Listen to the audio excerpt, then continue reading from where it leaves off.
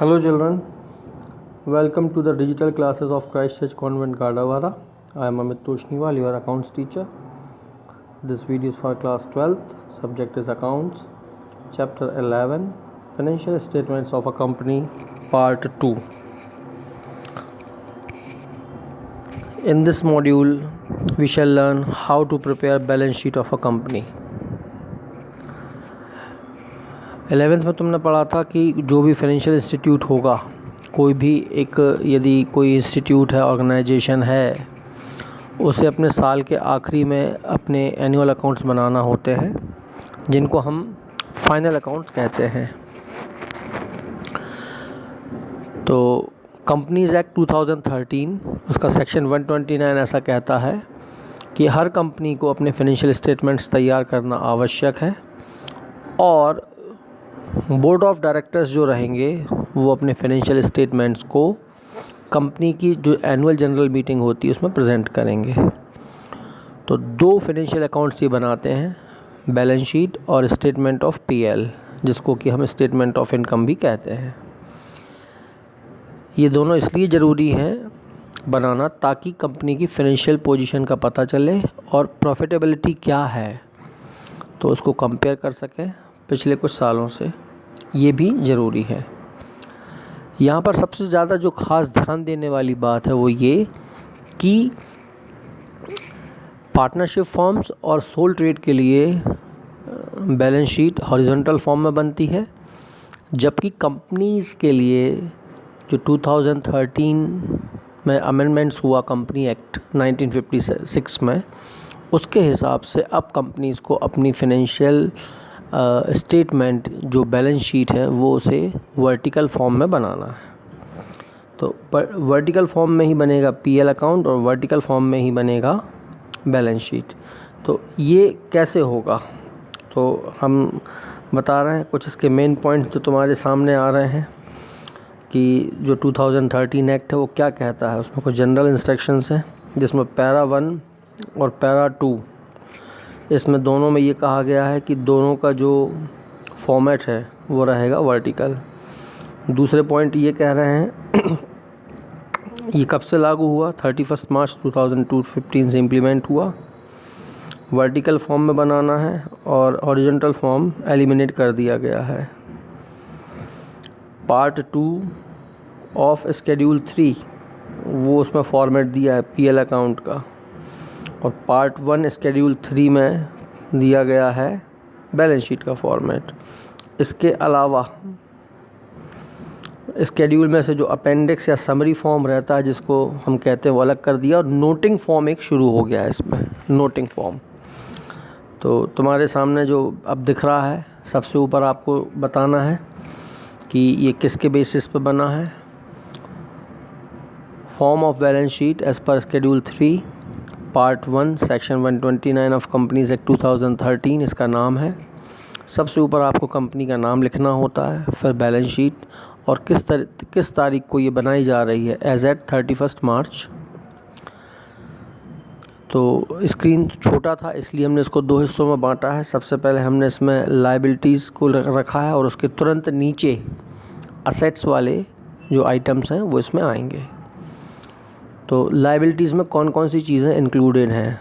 पहला हेड होता है इक्विटी एंड लायबिलिटीज़, जो 4 हिस्सों में बटा हुआ है। पहला शेयर होल्डर फंड्स, कंपनी की पूरी जो कैपिटल होती है वो शेयर्स के फॉर्म में ही है, इसलिए शेयर होल्डर फंड्स सबसे पहले नंबर पर रहेगा। जब हम कंपनी एक्ट के हिसाब से वर्टिकल फॉर्म में बैलेंस शीट बनाते हैं तो हमारे पास एक सीरियल ऑर्डर है और उसी सीरियल ऑर्डर में हमें चीज़ों को लिखना है, जिसे तुम मार्शलिंग कहते हो। 11th में तुमने पढ़ा grouping and marshalling. Grouping means to write all the heads of the same kind under one head, तो which is main heading and others are sub heading और सब टाइटल्स, उस तरीके से ये लिखे जाते हैं। तो शेयर होल्डर फंड्स में 3 चीज़ें आती हैं। शेयर कैपिटल, 7 चैप्टर में तुमने पढ़ा है कि कंपनी की जो कैपिटल है वो स्मॉल यूनिट्स में डिवाइडेड होती है, जिसको शेयर कहते हैं, और शेयर से जो जनरली पब्लिक से जो पैसा इकट्ठा होता है वो शेयर कैपिटल कहलाता है। रिजर्व्स एंड सरप्लस, कंपनी अपने ग्रॉस प्रॉफिट में से हर साल अलग अलग रिज़र्व्स तैयार करती है, जो कि किसी स्पेसिफिक पर्पस के लिए भी हो सकते हैं या जनरल पर्पस के लिए भी। तो दो टाइप रहते हैं, जनरल रिज़र्व या स्पेसिफिक रिज़र्व। फिर इसमें एक बात और इंक्लूड है, कैपिटल रिज़र्व भी तैयार किया जाता है। सरप्लस कंपनी के प्रॉफिट का वो हिस्सा है जो कि कंपनी के डिविडेंड बांट देने के बाद और शेयर होल्डर्स को उनका इंटरेस्ट दे देने के बाद भी एक्स्ट्रा जो प्रॉफिट बच गया वो सरप्लस कहलाएगा। तो जैसे कि तुम सोल ट्रेड में जो प्रॉफिट होता था उसे कैपिटल में ऐड करते थे, वो यहाँ पर कैपिटल में ऐड ना होकर एक सब टाइटल के फॉर्म में यहाँ अलग से दिखाया जाता है। फिर तीसरा है money received against share warrants. Company के पास जो फंड्स हैं उन्हें इकट्ठा करने के डिफरेंट टूल्स होते हैं, जिसमें कि शेयर्स हैं 2 प्रकार के, equity and preference shares, debentures हैं 10 प्रकार के, और उसके अलावा शेयर वारंट्स। तो कंपनी अपना फ़ंड रेज़ करने के लिए डिफरेंट टूल्स इस्तेमाल करती है। उसमें से एक टूल है शेयर वारंट, जिसके थ्रू कंपनी पब्लिक को ऑफ़र करती है और उससे फंड्स कलेक्ट करती है। तो ये भी बिज़नेस की लायबिलिटी है। दूसरे नंबर पे आता है share application money pending allotment. तो ये तुमने 7 और 8 चैप्टर में पढ़ा है, कॉल इन एरियर्स, जो पैसा कंपनी को अभी नहीं मिला है लेकिन वो मिलेगा, कॉल इन एरियर्स, वो इसमें आ जाएगा।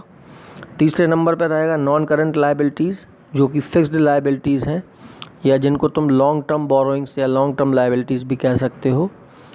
बहुत पहले 11th में तुमने पढ़ा था कि 2 प्रकार की लायबिलिटीज़ होती हैं, लॉन्ग टर्म और शॉर्ट टर्म। तो लॉन्ग टर्म लायबिलिटीज़ में लॉन्ग टर्म बोरोइंग्स, जिसमें कि डिबेंचर्स इंक्लूड हैं।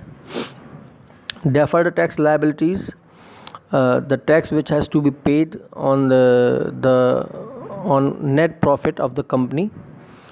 अदर लॉन्ग टर्म लायबिलिटीज़ कोई दूसरी और भी हो सकती हैं, और इसके अलावा लॉन्ग टर्म प्रोविजंस जो कि कंपनी ने बना है। इसमें तुम DRR को इंक्लूड कर सकते हो, डिबेंचर रिडेम्पशन रिज़र्व को इसमें डाल सकते हो। और चौथे नंबर पर रहेंगी करंट लायबिलिटीज़। करंट लायबिलिटीज़ वो हैं जो कंपनी की 12 मंथ्स के अंदर, विद इन 12 मंथ्स कंपनी को उनका रीपेमेंट करना होता है। तो इसमें शॉर्ट टर्म बोरोइंग्स इंक्लूड हैं। ट्रेड पेबल्स, जिनको तुम 11th में बिल्स पेबल कहते थे, उसे अब ट्रेड पेबल्स कहा जाता है। दूसरी कोई करंट लायबिलिटी या शॉर्ट टर्म प्रोविजंस जो रहेंगे वो इसमें आएंगे, करंट लायबिलिटी वाले हेड में आएंगे, और उसके नीचे जो लिखे रहते हैं वो उसके सब टाइटल्स कहलाते हैं, सब हेडिंग्स कहलाते हैं। फिर उसके तुरंत नीचे, चूँकि तुम वर्टिकल फॉर्म बना रहे हो, तो सबसे ऊपर पहले लायबिलिटीज़, फिर उसका टोटल हो जाएगा, और नीचे जो रहेगा वहाँ पर रहेंगी तुम्हारी असेट्स, जिसमें पहले नंबर पे आएगी नॉन करंट असेट्स, जिनको तुम फिक्स्ड असेट्स कहते हो। तो पहली चीज़ वही है फिक्स्ड असेट्स, जिसमें 4 चीज़ें हैं। टेंजिबल, जो दिखाई देने वाली हैं, land, building, plant, machinery etcetera. दूसरा इंटेंजिबल असेट्स, जो दिखाई नहीं देती, goodwill type. Third capital work in progress, कोई मैन्युफैक्चरिंग यूनिट है तो कितना माल अभी मैन्युफैक्चरिंग प्रोसेस में है वो, या कंपनी ने कहीं पर जो अप्लाई कर रखा है बट उसका अभी पैसा मिलने को बाकी है। और फोर्थ हो सकता है इंटेंजिबल असेट्स अंडर डेवलपमेंट, कोई पेटेंट या कॉपीराइट के लिए कंपनी ने गवर्नमेंट से अप्लाई कर रखा है लेकिन वो उसे अभी तक मिला नहीं है, तो वो इसमें आ जाएगा। फिर नॉन करंट इन्वेस्टमेंट, यानी कि लंबे समय तक के लिए जो इन्वेस्टमेंट करके रखा है, आइदर इन कैश फॉर्म और कैश इक्विवेलेंट और in any other form, fixed form में भी हो सकता है वो, है ना। डेफर्ड टैक्स असेट्स, यानी कि एडवांस टैक्स गवर्नमेंट को पहले से पे कर रखा है। Anyway it is refunded by the government, वो ये रिफंड भी होता है टैक्स का पैसा बाद में।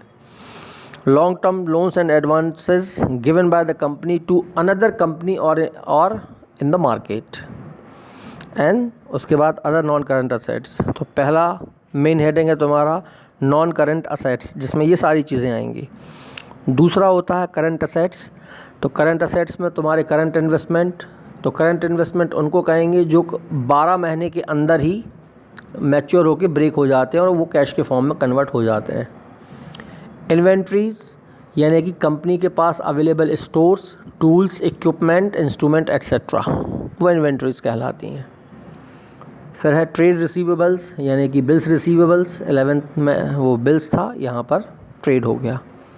कैश या कैश इक्विवेलेंट ये हमेशा करंट ही रहेगा, और कैश इक्विवेलेंट का मतलब होता है चालान, draft, cheques, post dated cheques, hundis etcetera.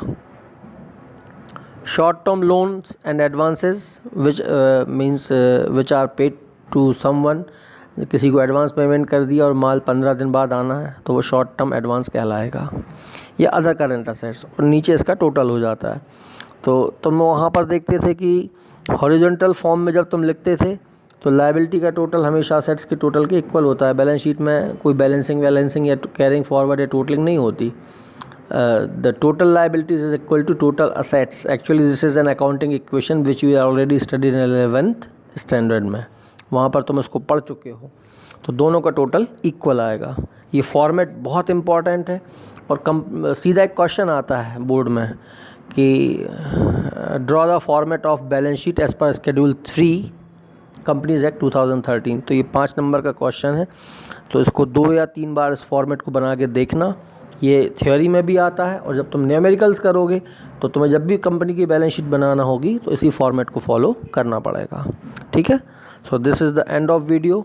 In next video we'll discuss some more topics, all these heads and how they are written by grouping and marshalling. So we'll see. Thank you.